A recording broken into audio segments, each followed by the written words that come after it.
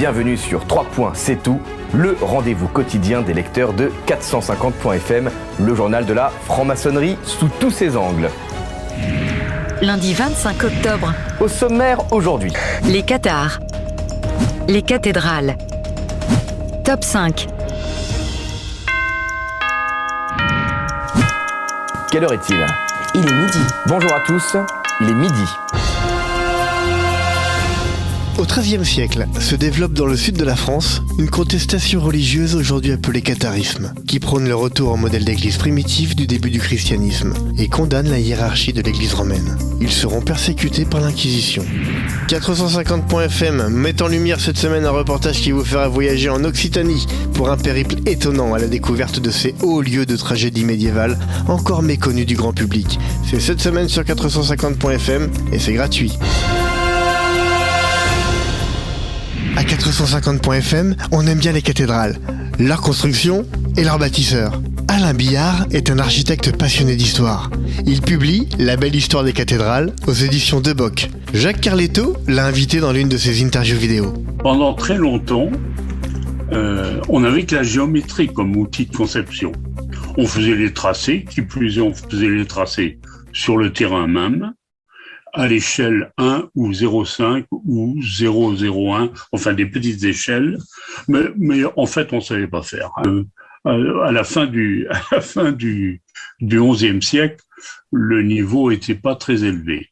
Mais il se trouve qu'il y a eu, Dieu merci, des croisades. Je sais pas si c'est Dieu merci, mais ce qui est certain, c'est que on n'emmenait pas que des guerriers dans les croisades, on emmenait aussi des chercheurs, des intellectuels, qui ont trouvé en Mésopotamie, qui ont trouvé au Moyen-Orient, qui ont trouvé quoi ? Ben, ils ont trouvé l'algèbre.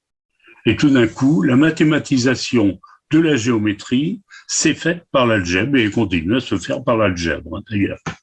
Donc, grâce à ça, on a pu extrapoler des idées, des lancements de bâtiments à partir de savoirs qu'on n'avait pas, de savoirs constructifs qu'on n'avait pas, mais qu'on a inventé à ce moment-là. Pour en savoir encore beaucoup plus sur les cathédrales, je vous invite à retrouver l'intégralité de cette interview d'Alain Billard par Jacques Carletto sur le site 450.fm et c'est gratuit. Cette semaine, la rédaction de 450.fm a repéré pour vous, dans un quotidien indonésien, un classement pas banal du tout. Le top 5 des organisations secrètes les plus mystérieuses au monde. On y découvre l'Ordre des Templiers, créé en 1129, moine soldat dédié à la protection des pèlerins chrétiens en terre sainte de Jérusalem pendant les croisades. Ensuite, la franc-maçonnerie, en tant qu'organisation discrète, plus que secrète, fondée en 1717 à Londres. Les Illuminati, connus également sous le nom des Illuminés de Bavière, créés par le professeur Adam Weishaupt en 1776, qui cherchait à se débarrasser de la religion organisée en faveur d'une nouvelle forme d'illumination par la raison. L'Ordre des Skull and Bones, une société secrète fondée aux États-Unis à l'université de Yale en 1832.